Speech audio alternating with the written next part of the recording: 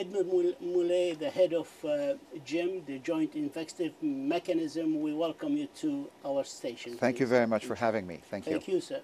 I would like to start, we also yesterday giving a very powerful report to the Security Council session, and we also heard the members of the Security Council speaking, and we heard also the Syrian and the Russian representatives speaking.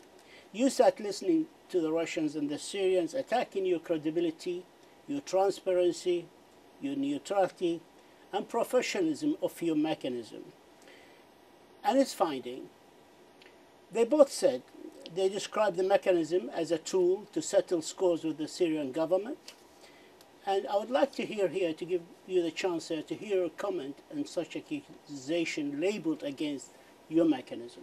Well, thank you. Thank you very much for this, this opportunity. Indeed, yesterday we presented the conclusions of our work to the Security Council. This mechanism was established by the Security Council to find out, to investigate who is behind the use of chemical weapons in Syria. And this is not the first time. This mechanism already attributed against ISIS last year the use of mustard gas, and then against the Syrian government for the use of chlorine as a chemical weapon in 3 incidents. And this year we investigated 2 more incidents, the one in Khosh in September of last year. We attributed that to ISIS. And then the very sad, difficult case in Han Sheikhoun on the 4th of April of this year, where almost 100 people were killed and more than 200 people were affected. The work of the JIM is based on scientific facts, on thorough investigations, on corroboration.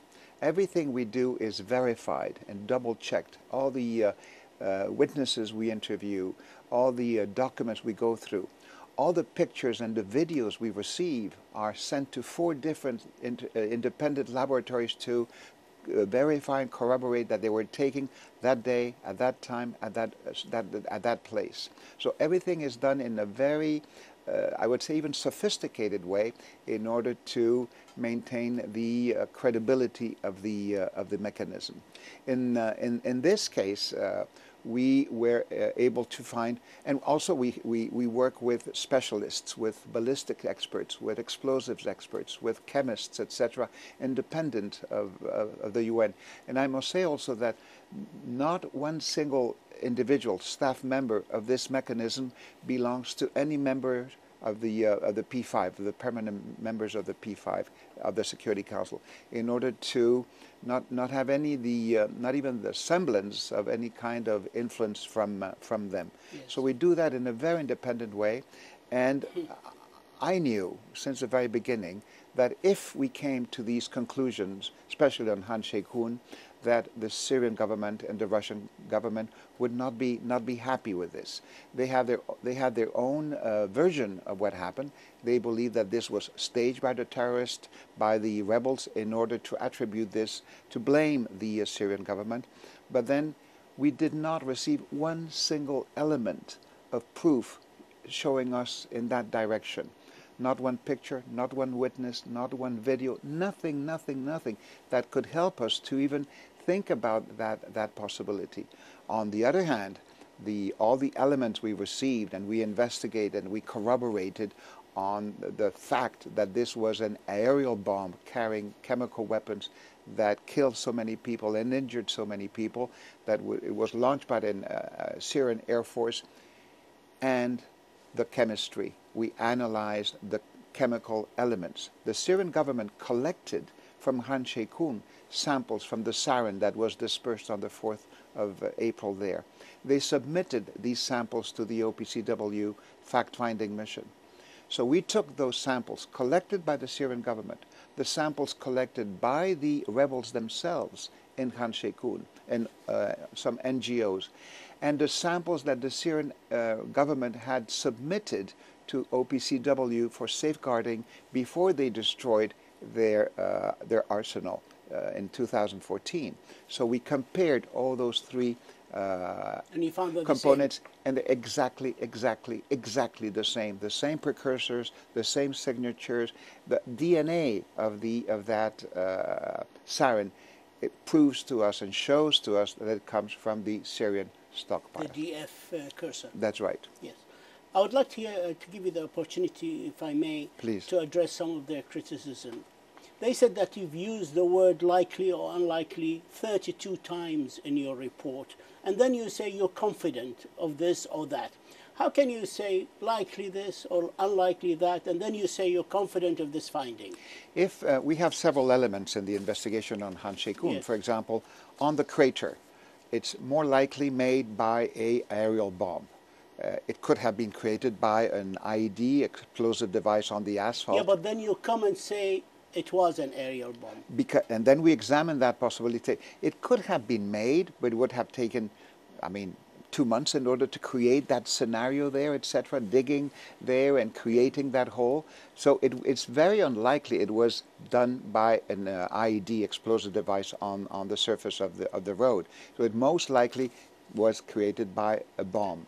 The Russians said, why didn't you find the point of entry to that bunker? We did.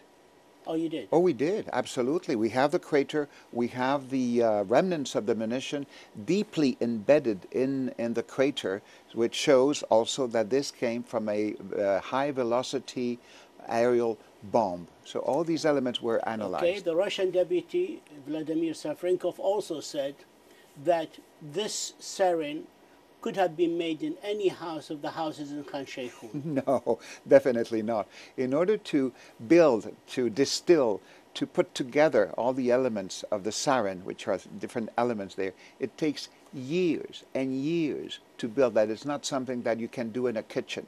It's extremely volatile, extremely dangerous. The manipulation of that has to be done by experts, by scientists. One little drop of sarin here right now would kill us immediately. So in order to produce sarin, or the elements, the precursors of the sarin, all the different elements, you need a proper laboratory, very sophisticated one, proper installations. And then you need the mixing mechanisms in order to put it all together and make it active. So it's not a simple procedure. Nobody can really make it. Okay, Vladimir Safrenkov said if the sarin was used in that bunker, why did they see people wearing ordinary clothes, cotton clothes, he said, standing by the bunker and not affected? Because maybe, the people who showed up at the crater after the explosion, after a few hours after that, some of the videos show it was after that, the sarin had already been dispersed, the victims had already been killed, some of the victims had already been injured, and some of the people approaching the crater probably didn't know it was that dangerous, and they were not properly protected. In a war situation, in a situation of conflict like we see in Syria, not everybody is informed and aware of the consequences, or if there is chemical weapons or sarin in a place or not. Yeah. So I don't think this is an element that can be a serious one. The Syrian permanent trub, Bashar al-Jafari, Ambassador Bashar al-Jafari, said that in Article 54 you stated that you did not get the results of the National Syrian Inquiry, while he gave it to you by hand on the 16th of August. It's absolutely false. He came to my office, he gave it to us, and we examined it, we went through it, we compared it, we verified it, etc. We took some of the elements to follow up, etc. It is a lie. We did receive it, we did study it, and we took it into account. Did you preserve the chain of custody of the evidence? Because they are accusing you again by not safeguarding the chain of custody. They didn't accuse the JIM of doing that. They accused the fact-finding mission. Because the fact-finding mission was the one who was collecting and determining the use. But they were giving you the information, and you're relying on their information. But for example, they say that they collected in some NGOs collected in Han Sheikhoun the hair of a goat, that they collected soil from Khan Sheikhoun, yes. That some of the victims that were affected by the aerial attack using sarin in Khan Sheikhoun, and the blood samples taken in a neighboring country, etc., they criticized that chain of custody. But that, in the end, is irrelevant. everybody agrees that sarin was used, was dispersed in Han Sheikhoun. If the goat's hair came from there or not, if the victim came from there or not, or in the end it doesn't matter, it's irrelevant. The fact is that even the Syrian government officially recognizes and accepts that sarin was dispersed that day there. Another point of criticism, which Ambassador Bashar Jafari mentioned, that you told him yourself that you gave the order not to visit the location of the attack to take samples, and you also did not take sample from Shairat Air Base. Can you explain to our viewers the reasons of these decisions? The Syrian government and the Russian government have been pressuring us to take samples from Al-Shairat Air Base because the United States of America, they bombed that airfield, saying that the airplanes that bombarded took off from Al-Shairat Air Base. So we did go to Al-Shairat Air Base, but just to verify the air logs, to interview the pilots, the commanders, all the records of entries and exits in the air base. You know that the air base is huge. It's 10 square kilometers. I mean, for Americans, it does mean something because I can say it's 3 times the size of Central Park. Yes. But it's 900 times 900 soccer fields. It's 900 soccer fields. It's immense. It's huge. So if you want to take a sample there, where do you start? On which tree? On which leaf? On which square centimeter do you have to go and check it? It's impossible. Nobody can really check all the airfield to see if there was sarin there or not. So there was no value added for us collecting samples in Al-Shairat for our work, for our determination. On Han Sheikhoun, the collecting of samples was done by the Syrian government itself. They provided the samples to the OPCW. Article 45 of the report says that the sarin used based on a cursor type known now as DF, and that it's what Syrian ambassador lashed on, and he said any scientist, not only Syrian scientists, can create such cursor DF, such sarin, and it could have been taken from the U.S. ship, the Cape Ray, which were all the Syrian chemical weapons destroyed during 2014 when Sigrid Kaag was in charge of the chemical destruction of the Syrian arsenal. Is that scenario acceptable? Is it possible?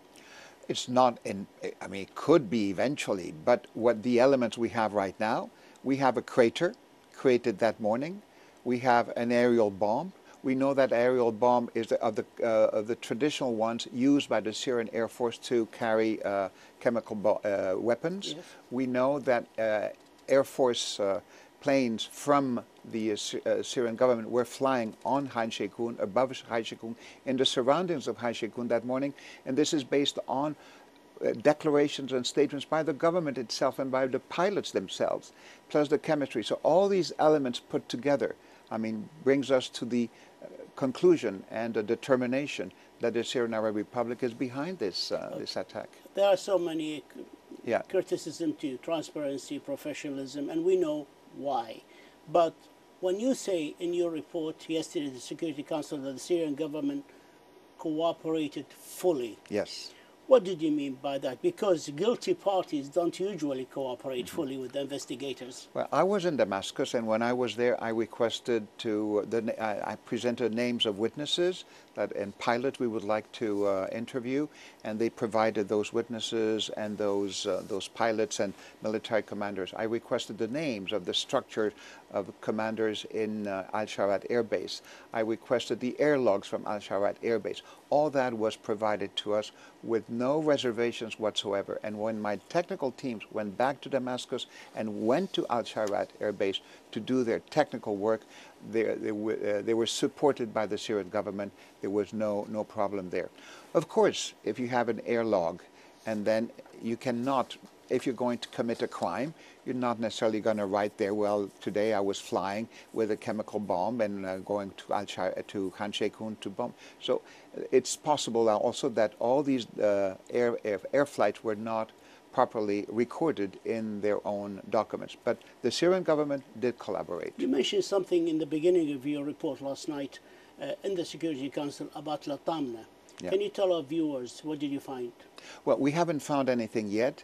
A few days ago, the OPCW fact-finding mission determined that sarin was used and dispersed in Latamne on the 30th of March of this year, sarin.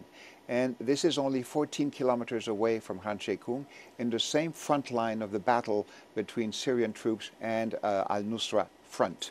And so and the airplanes also were flying in that area on the 30th of March. So this is part of the same scheme, and we will be investigating that if we have a mandate to do it. We have about 3 minutes left before our time is up. 5 ministers, foreign ministers of major countries, the United Kingdom, France, Germany, and the Americans have issued a statement today supporting the extension of JIM and declaring, as the Secretary General has declared, their complete trust and confidence in your work and the conclusions that you arrived to. Also, the Americans have distributed last night a draft resolution asking to extend your work from 18 to 24 months. And of course, we will have very difficult negotiating process ahead of us with the Russians and their supporters. But if they reach a conclusion that is not satisfactory to the mechanism, are you prepared to accept any outcome to continue the very important work? Or if that negotiating process results in diluting your mechanism and its rough point of reference, what are you going to do? I think that it's absolutely imperative that this mechanism keeps and maintains its independence. If there are any elements in the new resolution or in the new mandate that will diminish that independence, that we would be politicized by different factors, different interests, different agendas in the Syrian Arab Republic, then it would not be worth pursuing this work. Unless it comes out with a very wishy-washy conclusions. Yes, that's right. But the purpose, the mandate we have is to find out who's behind these attacks, the use of chemical weapons. We have delivered. Now we're in the hands of the Security Council. But you still insist in the integrity of... Absolutely. Last year, you went through the same political dance and diplomatic dance, and you were extended for temporarily, and you lost 6 months of good work. Yes. Do you think we're going to go through the same process? I hope not. And I've been telling the members of the Security Council it would be a shame and a pity if we don't have a mandate immediately as soon as it comes to an end on the 16th of November, because it would be a waste of time and resources and capacities of the JIM, of the mechanism, to do its work. Talking about your mandate, as you understand it, it was created to discover the identity of the culprits and organizers and financiers of this chemical attack, and put an end to impunity. Now, failing to achieve accountability and end of impunity, would you consider your mission a success still? Right now, yes, because we have already investigated 9 cases in the JIM. We have attributed last year 3 on the Syrian government, 1 in ISIS, 1 on ISIS this year, and 1 on the Syrian government this year on sarin. So I think that with the mandate we have right now, with the resources we have, the capacities we have, the quality of the staff we have doing this work in an independent, impartial, objective, scientific way, I can tell you I'm very proud of the work that has been done, and I think that we have delivered and we have accomplished our mandate. Mr. Edmond Moulay, the head of Joint Investigative Mechanism of the United Nations and the OPCW, we thank you for this interview, and we wish you the very best of luck in your very important work, sir. Thank you so much. Thank you, sir. Thank you for having me. Sir.